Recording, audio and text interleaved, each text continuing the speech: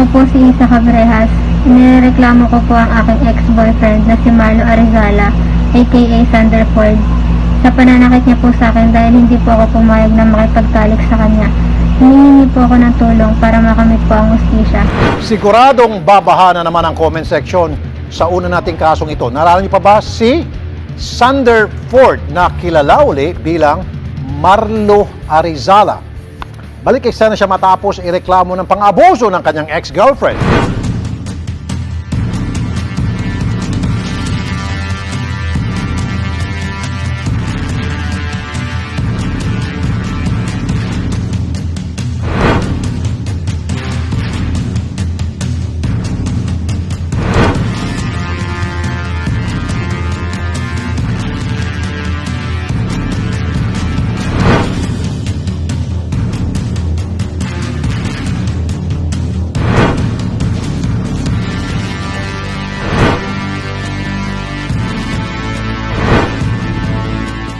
Nakausap po natin live via video call ang nagreklamong ex-girlfriend si Isa Cabrehas. Ma'am Isa, magandang tanghali. Hanggang ngayon po patuloy namin tinatawagan si Marlo pero hindi kami sinasagot ng telepono, yung aming mga tawag. And nagpatay na rin po pero tinetext pa rin namin siya para makunan siya ng panig niya. Miss Isa. Po, Okay, ano po itong reklamo niyo laban sa inyong ex? sinasaktan niya po ako. Bakit nangyayari po yung pananakit? Anong problema niya, ma'am? Pinilit niya po ako na may mangyari po sa amin. At kapag ayaw mong gawin yon, Sinaktan niya po ako. anong klaseng pananakit po, ma'am? Pinaforce niya po ako, tapos hinawakan niya po ako sa kamay po. Tapos ginagawa pa rin niya yon. Opo, hinugaran niya po ako. Rape po yon. That's rape. Siya nga pala, no, para sa kalaman ng lahat na mga kalalakihan, pwede kayong kasuhan ng rape ng inyong mga girlfriend, live-in partner, ng inyong wife. Kasi kung ayaw nila na makipagtalik sa inyo at pinilit nyo, that is rape. FYI. Kailan po nangyari ito, ma'am? Noong June 13 po. O bago lang? Opo. Pero kayo pa ba noon, June 13, hindi na? Kami pa po nun. Okay. Ano yun, lasing siya? Nakadrugs? Madaling araw po yun, tapos lasing po siya. Natutulog po ako nun. Tapos yun po, doon na po siya parang pumunta po siya sa akin, tapos pinilit niya na po ako. Nangyari naman po yun, yung gusto niya. Hindi po. Kasi tumakbo po ako nun, tapos sinabol niya po ako. So attempted rape po yun. Kasi kung nangyari yung kagustuhan niya, then that is rape. Pero hindi nangyari, attempted rape po yun kung tutuusin. Ang pagkakaalam ko. At madalas niya hong gawin to sa inyo noon nung nagsasama pa kayo? Unang beses po. So tuwing nagagawa niya po ito, palagi po siya nakainom. Yung unang beses po nun, nung May 11, nakainom din po siya nun. Pero hindi niya po ako nasaktan kasi inawat po siya nun. Sinabi niyo sa research na gusto niyang samahan mo siyang maligo. At Opo, doon yung hindi gagawin po yung ako gusto niyang gawin na and then nung ayaw mo, nanakit na naman. Ano po yun? Hindi po yun physical. Sa salita lang po. Oh, that's verbal abuse. Ano to, manyak? Ay, sorry. Ano to? Itong lalaking to?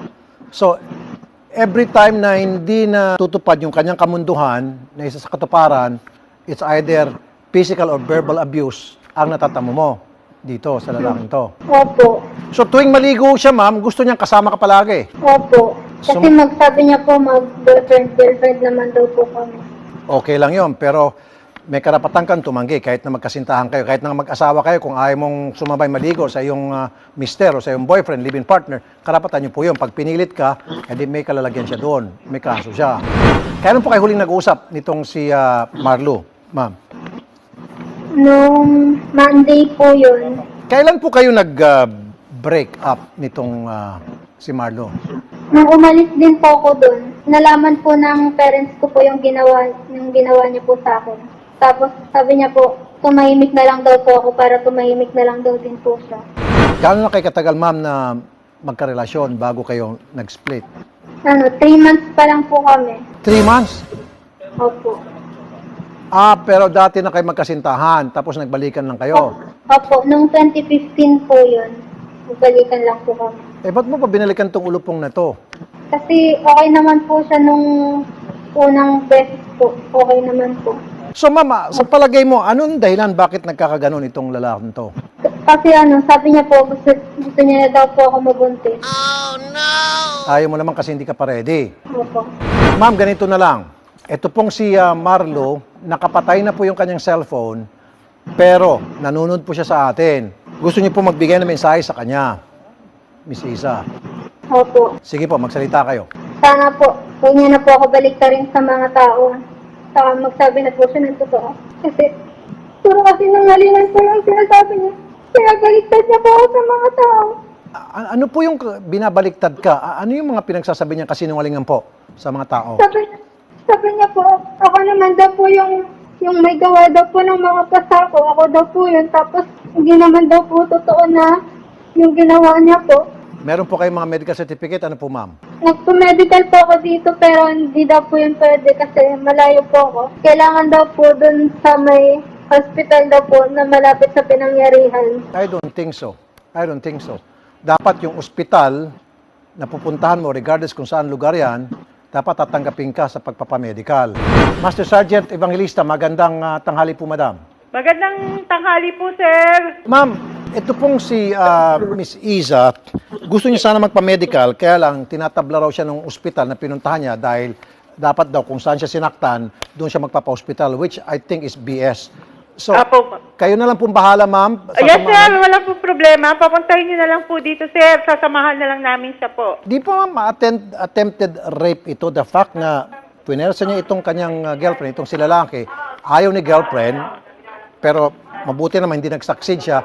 So that's attempted rape. Di ba? Yes, sir. And then also ma'am, para hindi siya guluhin, pakitulungan na lang na makunan siya ng barangay protection order. Opo, sir. Sige, papuntahin niyo na lang dito, sir, para ma-actionan na po. Sige po. Sarge, maraming salamat, Sarge. Mabuhay ka, madam. Okay po. Salamat, sir. Thank you. Miss Iza, So, sige po, sasamahan kayo ng aming reporter, papunta doon kay Sargento para maumpisa ng proseso yung pagpa-medical sa inyo, and then kunan ko kayo ng salaysay, and then sasampang kaso sa korte.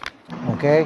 Sana ma'am, kung within that 24-hour regulamentary period, pwede natin siyang damputin. Pero lumampas na po kasi, so direct filing na lang po ito sa piskalya. Okay? Salamat po, Miss Isa. Ingat po kayo. dito. Ito po, palagi ko sinasabi rin sa Wanted sa radyo, sa lahat ng mga kalalakihan, hindi porket kasama mo yung misis mo sa bahay o girlfriend mo, live-in partner mo, matagal na kayo nagsasama, hindi pwedeng tumanggi. Pag gusto mong makipagtarik sa kanya, may karapatan po ang inyong mga partner na tumanggi at any given time. Kung ayaw niya, huwag pilitin dahil kapag pinilit nyo, rape ang kaso nyo. Timbangan na! MJ, ilang kilo na ang comments dyan? MJ. Grabe, sobrang init na talaga, idol. Galit na galit sila kay Sander Ford. Eto, umpisan natin kay Sharina M. De Vera, all caps. Halos sa mga comment na nakikita natin, no, idol. Gumanda lang ilong mo, Marlu. Dapat pinaganda mo rin ang ugali mo. Siguro, nung nagparitoke ka, dapat yung pagkaaning mo muna ang pinaritoke mo. My God! Habol mo, kiss-kiss mo sa palayan, kati mo. Mahiya naman. Makinig ka kay Sir Idol. Ayan. So, bukod dyan, sinasabi nga ng iba, ni Barbie Puri, sabi niya, bulok ka sa kulungan, lol. O yun. Tapos sabi ni JD Dollhouse, Sander, nagpunta ka dito sa amin sa Alfonso, pero dinumog ka. Sad to say, dinumog ka ng langaw. Siguro deserve mo yun kasi baka lang lumaki yung ulo mo. O yun ang sabi niya, idol, ano. At dito nga sinasabi pa nga ng iba na talaga naman, eto, sabi ni Queenie, Xander, ibalik mo na lang yung pagka-Marlu mo. Kasi syempre namimiss nga naman nila noong mga panahon na hindi pa raw nagyayabang si Sander Ford aka Marlu Arizala, idol. So, basically, yun yung mga sinasabi ng mga kapatid nating netizen dito. At sinasabi nga nila, no, na pangit daw yung ugali ni Xander. Hindi dapat niya ginagawa yan sa kanyang nobya. Kung maalala ko, si Sander Ford, dati nagsumbong sa atin, di ba? Yes, idol, may nag-comment nga dito, no, na kung dati raw sa aksyon sa tanghali, siya ang nagsusumbong. Ngayon, siya na naman daw yung sinusumbong. Nakakalungkot daw para sa mga avid viewer natin na mapanood siya na siya yung inirereklamo sa inyo ngayon, idol. Kaya dito, patas anybody, pwedeng pumunta rito, magsumbong kung kayo po yung inapi. Okay? Andito lang kami para sa inyo. Rapi tulpo, isang taong